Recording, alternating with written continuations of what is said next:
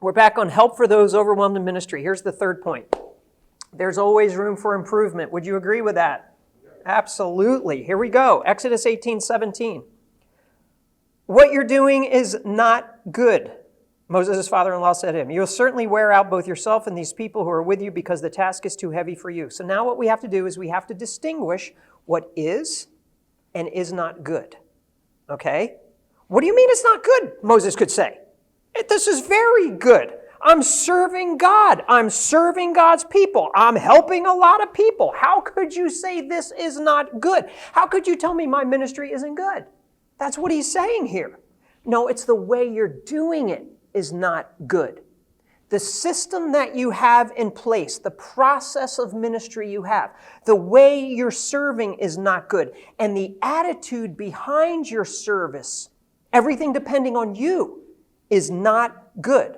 So we've got to be willing to change and we've got to be willing to improve. And that may mean the way we use our study time. Are we being disciplined and organized with our study time? It may mean the way we lead meetings.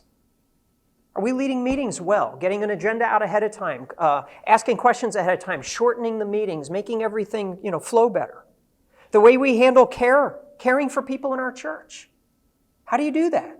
I know at our church we have a board and all these names and what hospital they're at and who visited them and who's called them. There's organization in place. Maybe the way you assimilate new people into your ministry or into your church is not good. Think through the steps, the process. I mean, I know how we do it at our church. They come in, we get a card, we give them a gift, we pass them down, we collect their information. It's organized. The way we recruit people and train people in service, maybe that's not good in your church, and you need to rethink how you do that. There's always room for improvement, always. So be willing to change, improve, and try something new. Again, I saw this just this past year with COVID or 2 years ago. I've been a pastor for 27 years at our church, same church 27 years. And I had 3 young guys on staff, much younger than me. All 3 of them came to me and said, Scott, we think we got to change some things, and you need to change the way you preach, and you need to be able to do this better. We're going online. You know what it was like. Oh, geez, it's horrible. You're preaching to a camera. Who wants to do that, So anyway, and recorded the message a day early. They wanted me to have my sermon done a day early. And oh, man, and after remaining quiet, and they gave me all these ideas. Okay, this is the thoughts that's going through my mind. I'm the expert. I've been preaching for 26 years at that point. I have a system in place that works for me. Thank you very much. And then I listened to them, and this is what I said to them all. I said, okay, I'm going to submit to your leadership. And that's what I told them. And you're talking all guys that are in their 20s, and I'm in my 50s. That was not easy, but I'm so glad I did. They changed the way that I preached. Looking at a camera, now we've carried that on. I address both audiences from online because we still have people online that they shouldn't be. They need to be in church. But anyway, that's a whole other thing. I preach from a monitor now down in front as well as my iPad connected.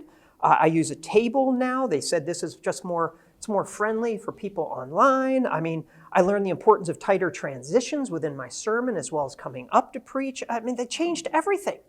And I had to be willing to change and do it. So I would just encourage you to make the changes. And so you've heard the saying, you can't teach an old dog new tricks. Have you heard that saying? You can't teach an old dog new tricks. Here's the truth. You're not a dog. You can change, okay? All right, so what's not good, distinguish, be willing to change, improve. Here's the next one. Understand the consequences. Verse 18. You'll certainly wear out both yourself and these people, okay? I'm a runner. Anybody else run here? Got a good 8-miler in this morning along the river. It was awesome. You know what? You can have a pair of running shoes that look like new, but the sole's completely gone. And it's got to be changed out. You got to get new shoes like after 300, 400, 500 miles, depending on what you're running there. And if you don't change them out, you're going to have injuries. If you don't change out the way you're doing things and improve, you're going to injure yourself, and you're going to injure others. People are going to wear out. All day long, they're waiting. They're not being cared for, Moses, all day long. They're sitting out in the sun, waiting in line, dust, dirty, tired, not receiving the help they desperately need. There's going to be injuries. Any of you guys lift at the gym?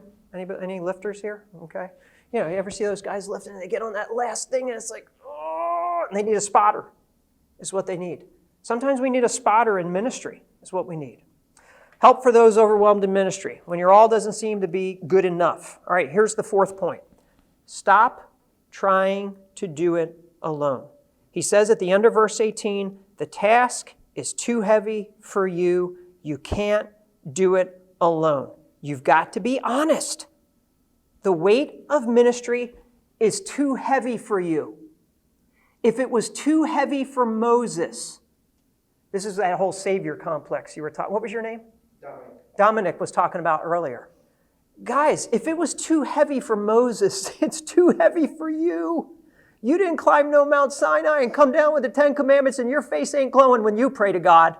Okay? If it's too heavy for Moses, it's too heavy for you. Be humble and depend on God. You know John 15:5. What does he say? I'm the vine, you're the branches. He who remains in me produces much fruit. You can do nothing without me. You can't do it alone. So, listen carefully. We must depend on God and we must depend on others. That's what this passage is teaching. You've got to depend on others. Now, I'm not a big soccer player, but I guess Robert Lewandowski, is that how you pronounce his name? Yes. Lewandowski? I guess he's pretty good. Yes. Yeah, I'm sure. We don't want a fight to break out. Come on, man. We're brothers and sisters. Well, anyway, captain of the Polish national football team, Polish footballer of the year, 9 times a record, top scorer in 6 seasons in his league, 2020 European Sportsman of the Year, this past year only runner-up to Novak Djokovic, best FIFA men's player in 2020 and 2021, European Golden Shoe Award for 2021 season, the IFFHS World's Best Player in 2020 and 2021. Guy's incredible. Sorry, I missed one. But you're my Jethro, so I am going to listen. Okay, so here's the deal. Okay. Thank you for that grace, Dominic. So here's the deal with this guy. Is he going to win a single team by himself, or a single game without himself, by himself? No. Actually, let me give you a quote from Robert Lewandowski. Football is the most popular sport in the world, but it's not an individual sport, it's a team sport. I know I can only win with my team. Pastors, ministry leaders, I hope you understand that. You will not win in your ministry if it's all about you. You will not win as a pastor in your church. You will lose because it takes a team. Doesn't matter how great a player you are. It doesn't matter how great a preacher you are. It takes a team. It doesn't matter how great a teacher you are. It doesn't matter how great a worship leader you are. It doesn't matter how great an evangelist you are. It doesn't matter how great an administrator you are or a leader you are. It takes a team. Without a team, I lose in my church. Without a team, you lose in your church. And here's the sad truth. Some pastors don't appreciate their team. They don't appreciate those deacons. They don't appreciate those Sunday school teachers. They don't appreciate those nursery workers. They don't appreciate those ushers and greeters. They don't appreciate the worship team leaders.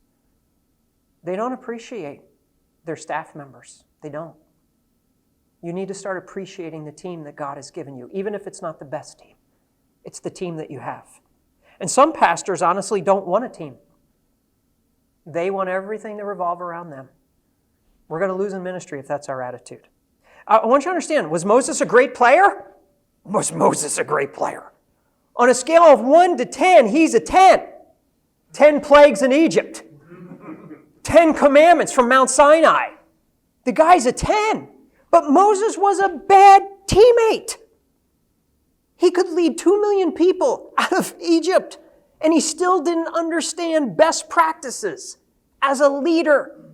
If Moses needed to improve, guess who else needs to improve? Me and you. We need to learn how to be better pastors, better ministry leaders. Here's a good reminder in Ecclesiastes 4. You know it.